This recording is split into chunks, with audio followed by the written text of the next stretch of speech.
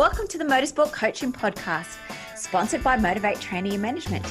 This is a podcast where we talk to drivers and industry experts to help you maximize your performances on and off the track. Let's get started with today's show.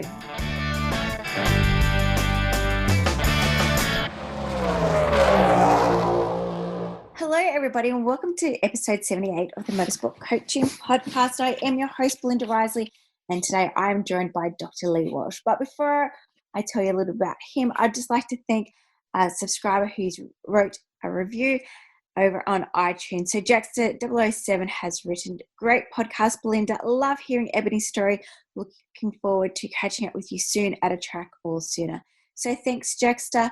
You're going to the monthly draw to win one of our motorsport coaching packages. If you're interested, simply go over to iTunes and rate and review these podcasts, whether you like it or not. It's always great to have some feedback. Of course, you can also drop it on any of our social media platforms. Today, guys, Dr. Lee has a passion for measuring human performance and motorsports and working with race teams to apply physiology, psychology, and biomechanical engineering to optimize their performance and development of drivers, riders, pilots, and pit crews. If you don't optimize your motor athletes' physiological and psychological performance, millions of dollars in development and championships could be lost.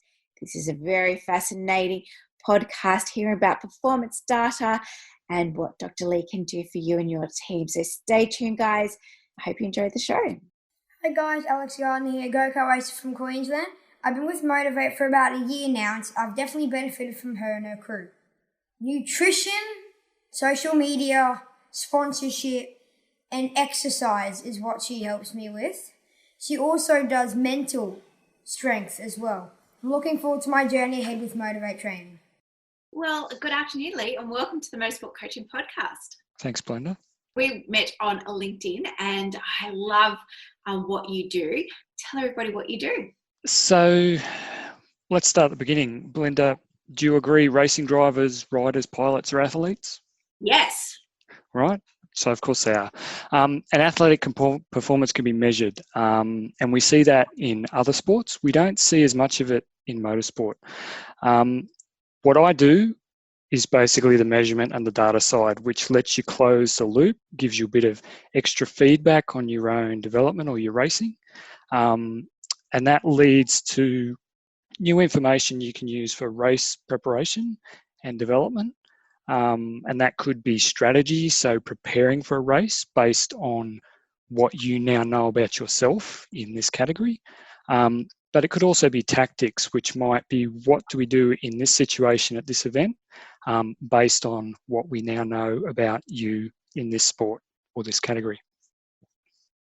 I'm so excited to hear all about that. As you know, I'm an exercise phys and a computer data Yes. And, just at the Formula One on those days, we were there on the Thursday and Friday racing. And definitely on the Thursday, being involved in the TCR pit, it was interesting just to see how much the guys were actually analysing their car performance. Yeah.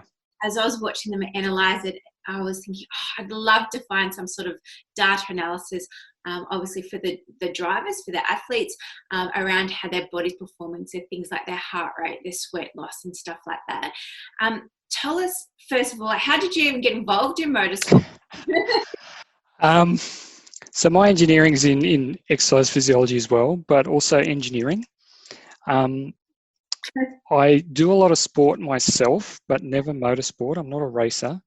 I am a motorcyclist and a track rider, which is how I sort of got into the, well, maybe this will help other riders as well. As I was learning how to ride on a track and thinking, these instructors are telling me these things, but I don't know if I'm doing it. Can I measure this? Mm-hmm. And as a specialist in measurement, that was sort of a natural pathway. And then as I start talking about this with other physiologists, other sports physiologists, and a few of them have been involved in racing or supporting racing, and they start to say, well, yeah, no, actually it's not really done. Everything's on the car. Correct.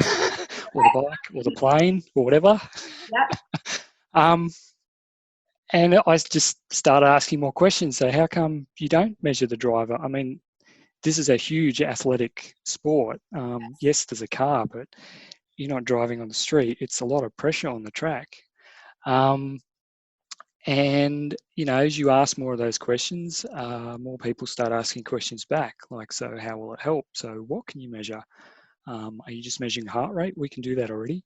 And that's sort of where I've got to at this point, where we've got people like yourself, other trainers and exercise physiologists involved in the sport, helping people move along that spectrum, but not necessarily using real-time feedback or physiological feedback in particular to actually inform their performance on the track and their development. And so, Lee, how do you measure real-time data around the athletes when they're in the car? So this is my new direction. Yes. So the way I do it on myself comes from my background in medical physiology. So basically, it's taking biomedical sensors and things that are used in measurement in other sports, but also in medicine, and basically adapting them for that environment. So we can take basic things like heart rate. You've got off-the-shelf monitors for that, but we can look at more complex things. So core body temperature is a big thing in endurance sport, and there are plenty of endurance categories where you're not only an endurance athlete, but you're in quite a hostile environment, which is a car at Bathurst in February with no air conditioning, and you're driving for 6 hours, 12 hours, depending on the category. So temperature there is a huge challenge. And so you can measure that, in your mouth is what you used to, but you can measure that with sensors to measure the core temperature and actually see in real time. And that informs tactical decisions. You could look at an athlete's preparation up to an event. Are they arriving at an event with enough hydration? Mm-hmm. So I'm sure with your athletes, you talk about hydration and preparation. If they do what you say, they should get there and be ready to go. If something has happened during the week and they're slightly off, it would be good to know that at the start of the event. With a data set, you can then adjust your race strategy based on particular athletes, how their hydration changes over an event. Do they need more nutrition? Blood glucose is another possibility. So those are just some examples where it means two things. You can look at a athlete as they develop. So we can see from measuring these parameters that you get really hot in the car, more than other athletes. So we should look at how we can help you manage that. At the same time, during a race, you'd say, actually, this is a really hot race. You're getting even hotter than usual. What do we need to do to manage that? Do we need to do shorter stints? Do we need to put more cooling in the car? These sorts of things. But you're not just doing it based on gut feel. You actually have the measurements. But it's engineering. So anything that's measured in another sport or in medicine can be measured. It's just about whether it can be adapted to your car, your bike, and your category. In one thing about sport is whether the rules allow it. Different categories have different rules. And like to say that you can't analyze their performance, that kind of data, or is it just like that there's more clothing or something? Or I've come across both, obviously. So in motorsport safety and having to wear your personal protective equipment is a big deal. So I'm a motorcyclist myself, so one of the challenges with putting sensors on a rider is if they come off the bike and hit the ground, is that hardware that you've put on them going to cause an injury? Mm-hmm. So you've got to be able to put things that will not only fit under their leathers, but if they're struck, it's okay if the instrument's destroyed, you can replace it, but you don't want to be causing injury to a rider. Same thing applies in cars. You've got to wear your flameproof suit. You've still got to wear a helmet. You're in gloves, particular shoes. You've got to wear a harness. All of that can affect wear on the body you can put things, which may mean off-the-shelf equipment doesn't work, but it may also limit access to what you can measure. And so that's one of the engineering challenges in getting things on the driver. But some categories as well,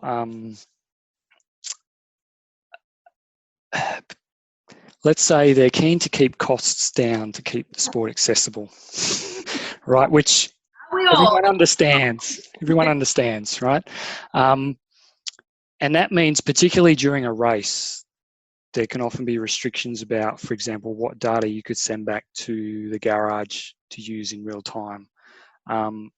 My experience talking to people so far is that in practice, usually there's no problem, which is great for development categories because they usually have a lot of practice time. But some of the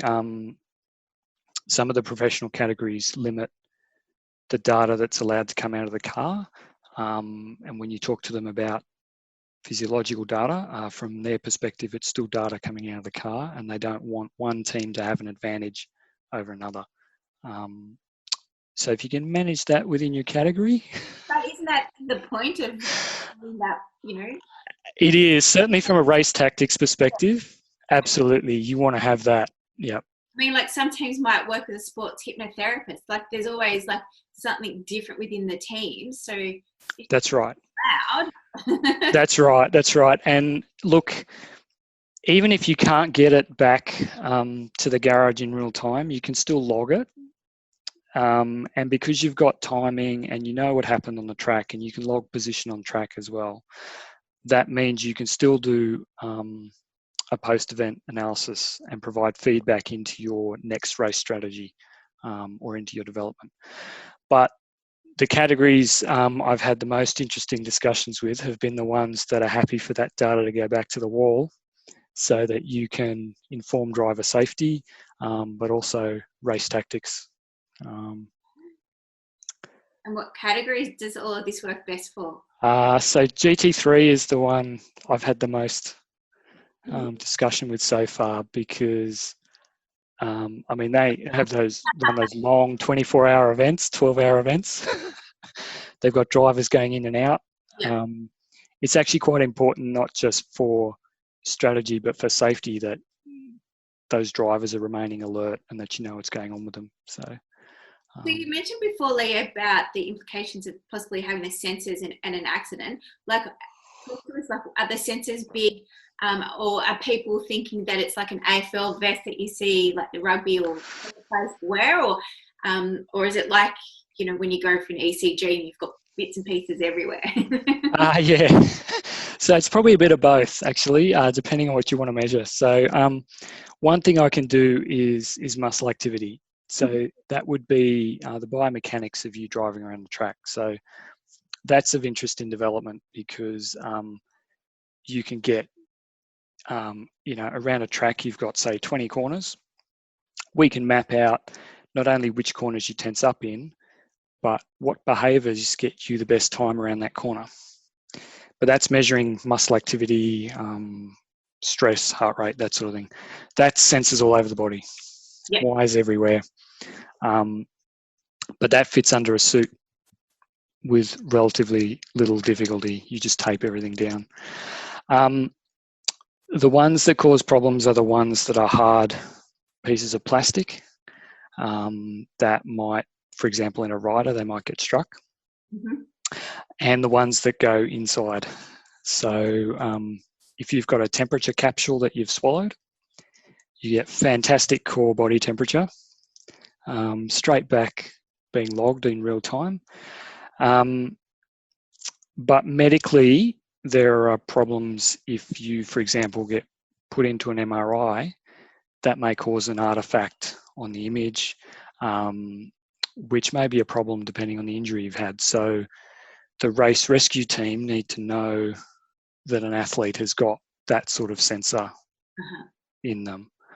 So those are the sorts of considerations, particularly at those events where you've got big cars and high speeds. But bikes in particular, things wrapped around, no rider likes having things on their skin. And that's because they know what happens when they come down.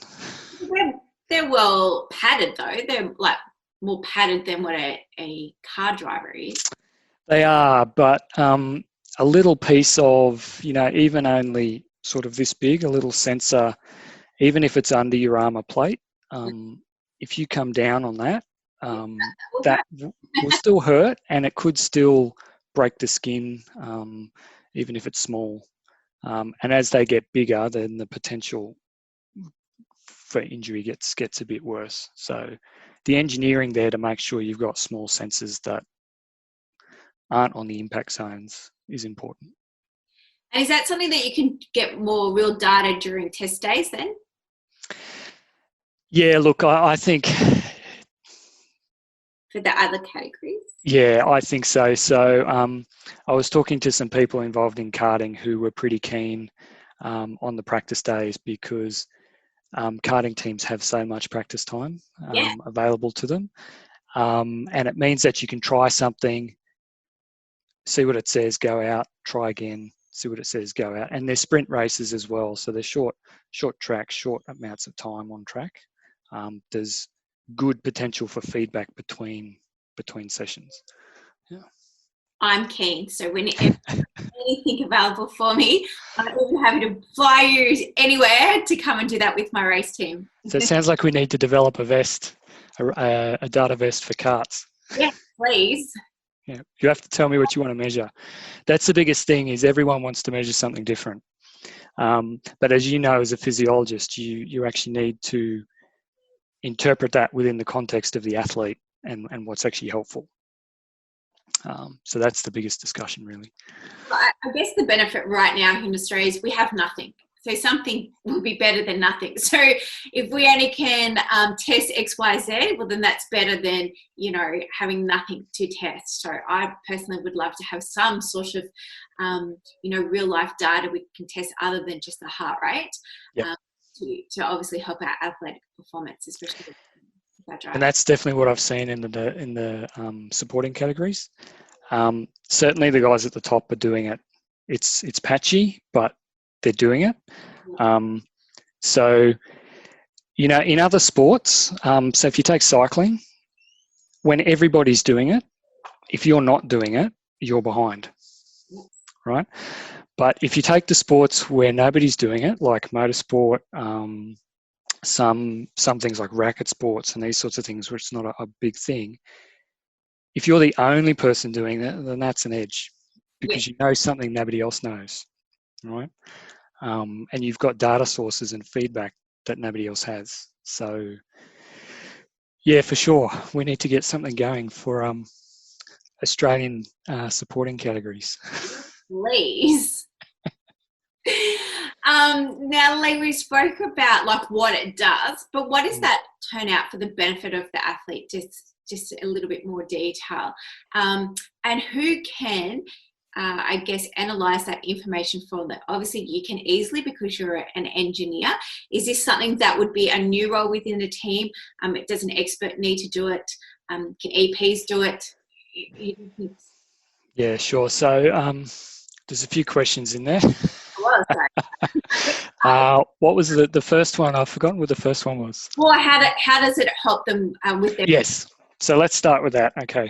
Get the data back. What are we doing with that data? Yep. So how can it help? Okay. So Belinda, you're an ex-phys.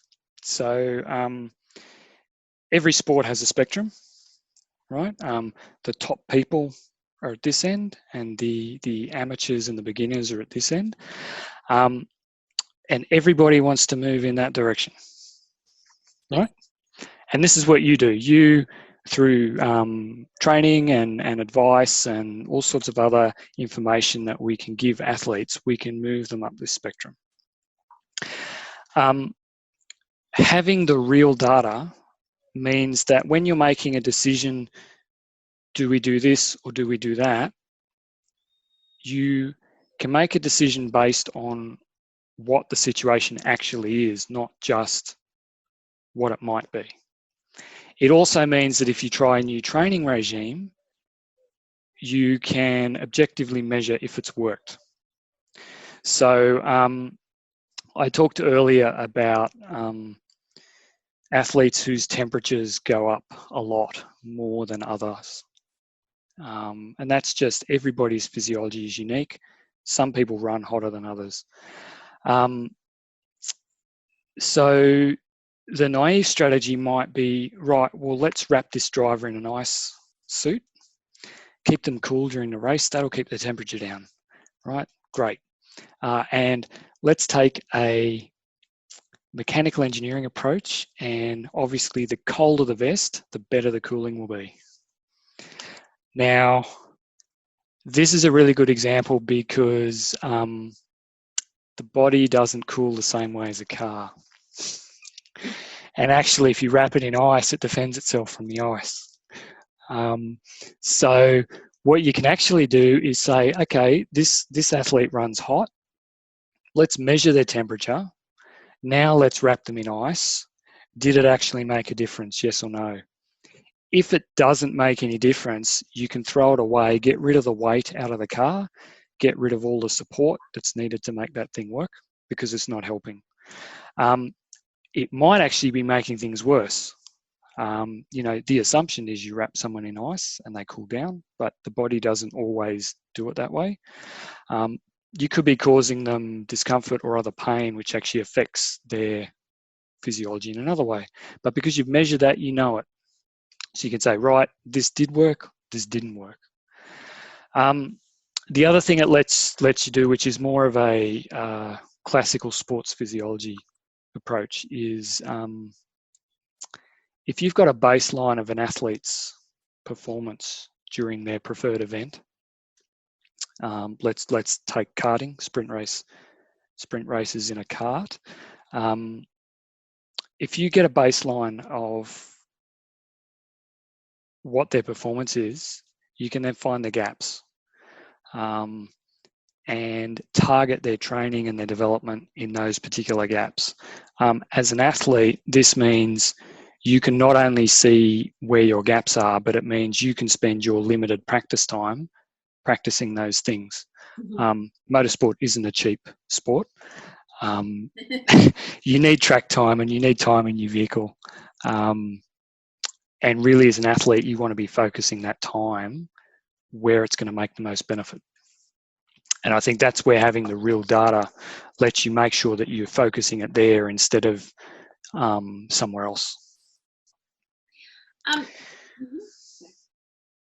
Yeah? I was going to say, why do you think we don't have this information today? I mean, motorsports is I know you're laughing your head off, but why? And you're not the first exercise phys to think about it. No, I'm not. I'm certainly not. I've spoken to other ex-phys who have looked at it, and I don't have a long background in motorsport. So again, I'm a bit of an outsider or a bit of a new person coming in saying, how come you guys don't do this?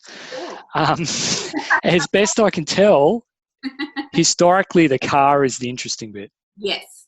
And just the sport in itself is just evolved probably over the last 10 years. As we know that 10 years ago it was just about your achievements and the race results that got you places, and you spoke about the spectrum of starting here from a beginner to amateur becoming professional. So the better your race results, the higher you went, the quicker you got there.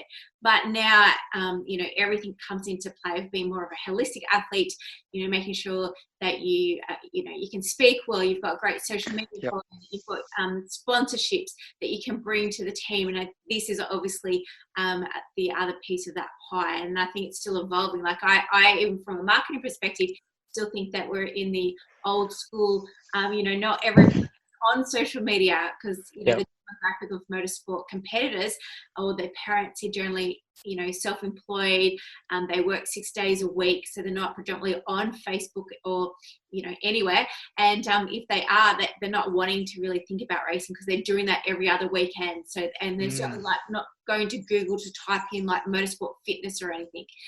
It's still referrals and words of mouth that gets you new clients or gets new services to come on board. So That's what I think. And I think you're right. Look, a lot of the people I speak to who've tried it before, they only tried a piece of the puzzle, and they tried it 10 years ago when, this was new. We should try this. All the other sports do it. Let's get a nutritionist in. Mm. Okay, great. So they've got nutritional support, but what about all the other bits? Yeah, it's a more holistic approach now. So it's That's right. mindset, it's athletic ability. Yeah, and I think that mindset and the psychological thing is certainly coming in, and I think as that comes in more, people are realizing as well that it's not just focus, it is actually physiology and psychology, and it comes from everywhere, and preparation. And so sports science is starting to trickle in next to the engineering. That's why I get so excited about it is. this data information, and it's again just that small piece of the puzzle of helping them, to get on the podium, to enhance their performance, to be number one, to have that competitive advantage. Yeah, and it gives people like me who love motorsport but are not a mechanical engineer a way to work in motorsport. Well, you previously mentioned that it's not just for the athletes, that it can be utilised across the whole team. We spoke about those endurance events. And, we quite often forget about the pit crews, like with the drivers, they go and have a sleep and have a rest and switch off, whereas the pit crews predominantly, they're back to back. I mean, I'm so big on trying to work with the teams as well and trying to get the teams physically and mentally fit as well. Again, I think that's just something that we're still lagging at this stage. There's not a lot of teams that work together or consider their pit crew to be important, or that the pit crews do need to be fit or mentally aware. But this data can help them as well. Yes, absolutely. And in many ways, it's easier to instrument the pit crew because they don't have to be in a car or on a bike. They have a bit more freedom in what they can wear. But unfortunately for the pit crews, I think they're lagging even further behind the athletes because, well, they are pit athletes, but you think all the teams are just starting to get this going on their drivers and their riders. And when I mention pit crews, and they say, oh, yes, no, you're right, we need to look after them first. But first we need to fix the driver. Yeah. And that's unfortunate because you're absolutely right. It's a team. The driver is the one in the car, but the pit crew is the one who will lose 20 seconds on a tyre change or drop the brake disc and lose time there. So, and that happens when you're tired. So you're absolutely right. The whole team.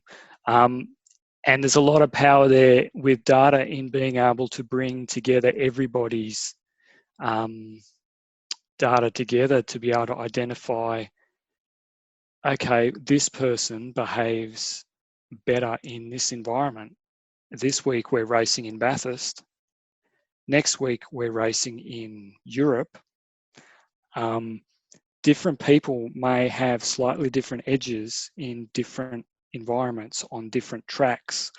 If you can measure that, the team can adjust their strategy, and actually not only then are they getting the most out of their athletes, they're actually getting the most out of the sum of the parts. And I think if you can get a whole team instrumented, that would be unbelievable. We haven't got that far yet, I don't think.